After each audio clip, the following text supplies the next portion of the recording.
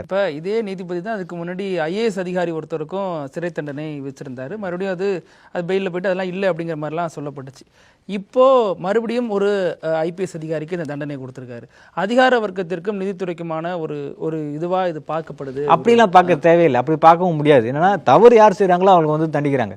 If you have done a மிஸ்டேக்னா you have to face the consequences. அதுதானே வந்து procedural ஆஸ்பெக்டாக இருக்க முடியும். அந்த அடிப்படையில் தானே வந்து அதுதானே சட்டமாகவும் இருக்குது. நீங்கள் தவறு பண்ணிட்டீங்க, தவறுக்கான தண்டனை அனுபவிச்சு தானே ஆகணும். தவறுக்கான தண்டனை அனுபவிக்காமல் நான் வந்து இந்த பின்னணியிலேருந்து வர்றேன், நான் இந்த போஸ்டிங்கில் இருக்கேன் அப்படின்னு சொல்கிறது எப்படி ஏற்றுக்க முடியும்?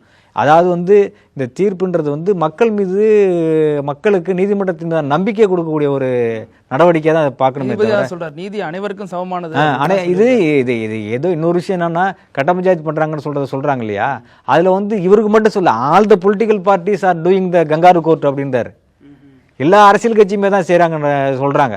என்னமோ அவரை மட்டும் சொல்கிறதா, மற்றவங்கெல்லாம் வந்து பாராட்டு பட்டம் கொடுத்தாங்கல்ல, எல்லா அரசியல் கட்சியுமே செய்கிறாங்க. இவர் செஞ்சது வந்து வெளிப்படையாக வந்து தெரிஞ்சிச்சே தவிர மற்றவங்க செஞ்சு வேறு லெவலில் செய்வாங்க. இவங்க வந்து விளிம்பு நிலை சமூகத்தில் இருக்கிறதுனால ஈஸியாக வெளிப்பட்டுறது தவிர மற்றவங்க செய்கிறதுலாம் வெளியே தெரியல. அதுதான் இதில் வந்து புரிஞ்சு கொள்ள வேண்டிய விஷயம்.